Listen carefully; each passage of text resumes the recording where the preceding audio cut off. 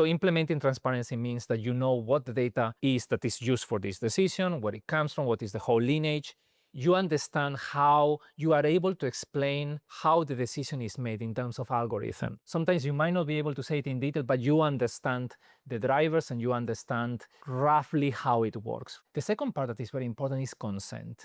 And consent means that you are doing things that the customer has consented. And in order to implement these two things and other different aspects of ethics in data and AI, because it's quite complex, what is important is to make sure that people, everybody in the organization is thinking about ethics. Ethics is not a checkbox, but ethics is a design. It's something that is built by design. And you need to keep people asking these questions. Basically, is this thing that we are doing, or the way we are doing this thing, or this system we are implementing, or these decisions we are making, what would the customer think? Rather than saying, what would audit think? Just think about the customer. Would the customer approve it? Yes. Okay, then continue doing it. And do you think the landscape has evolved over the last decade? I'd say you've got your traditional AML, fraud, and risk systems.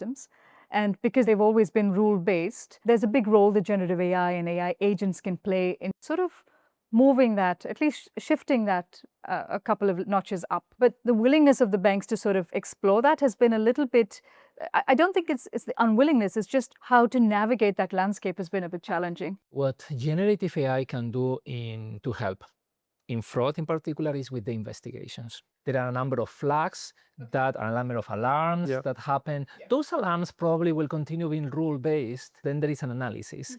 That analysis often is done by a person. It can take a lot of time. But with generative AI, you can automate the research, you can automate the case, and you can identify whether this is a case that is easy to handle by AI, or is a complex case because there are many parties involved, because there are different alarms, and then you decide that case to be handled by a human. So the right way of understanding the autonomy is exactly that. Is one of the zones is completely AI, the other extreme will be completely human. And then you have in the middle either the process is run by AI and checked by a human, or the process is done by a human and checked by AI. Most of the teams working with these systems are asked, they're not the traditional teams that we generally put in front of AI systems and ask them to sort of absorb it, right? So these are the compliance teams or the risk teams, and these are teams that we traditionally didn't want them to engage with technology as much. That was not part of their scope. But when you talk to these teams and you show them how a bot can, for example,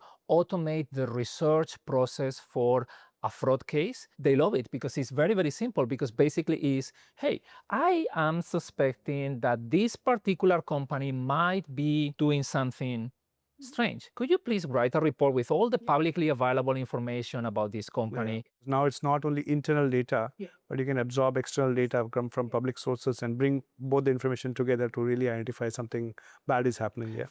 You're the best-selling author in 2024. The book was released. Tell us a little bit more about it. So this is my first book, got published a few months ago.